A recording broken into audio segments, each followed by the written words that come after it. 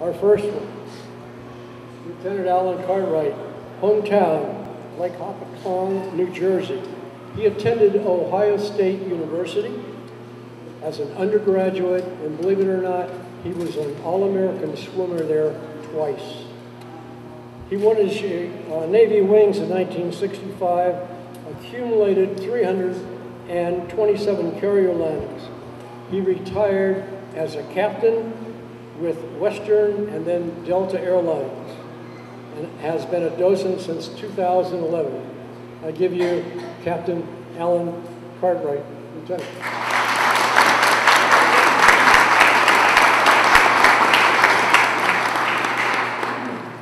As Dale mentioned, I got my wings in June of 1965. That was 1 year after the start of the Vietnam conflict.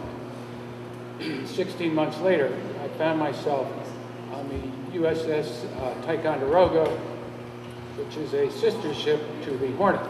I was flying the A-4 Skyhawk off the coast of Vietnam. On one of my first missions, I was flying in a three-plane formation with the commanding officer of the squadron. We had been briefed, we had a target. We went and we hit our target. I don't know if we destroyed it or not, but we certainly got there and dropped our weapons on it. We had a number of, enough time remaining before we had to be back to the ship that the CO decided he wanted to take a nice trip up the coast of North Vietnam. So we headed north instead of going back to the ship, which was a big surprise to me because I was ready to get out of there. We ended up outside Haiphong Harbor. Haiphong Harbor was the main import area for shipping for North Vietnamese. They did not like you messing around with their harbor. We were over some islands, and when it got time to go back towards the ship, the CO, instead of turning out to sea and heading back, turned in towards the harbor. Well, the North Vietnamese, like I said, they did not like that. We had some warning systems in our airplanes that would tell us when radar was painting us and how heavy the threats were to us. Well, my cockpit lit up like a Christmas tree. When our nose got approximately pointed directly at Haiphong Harbor, the flashing red SAM light came on and a headset warble came on, meaning that they had fired a surface-to-air missile at us. Sure enough, looking out the cockpit, here came the missile. This giant white piece of telephone pole, followed by smoke and flames. The A4s can turn really sharp, and if you can see the missile soon enough, you can beat it. And we certainly saw it soon enough.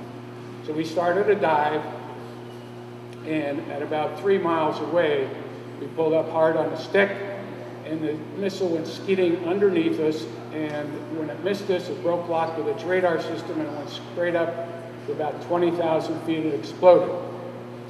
Much relief in the cockpit, let me tell you.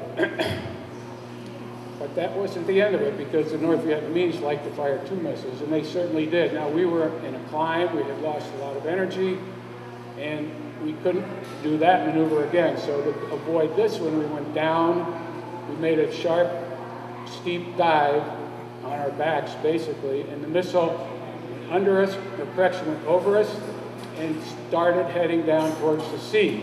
And it did hit the sea. If you look over here, that is a picture of the missile hitting the ocean.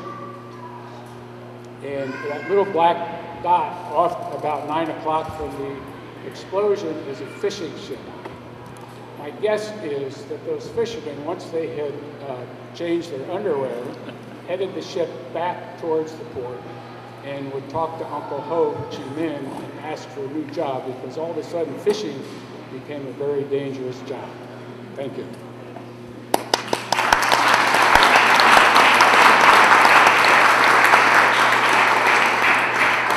Thank you, Allan.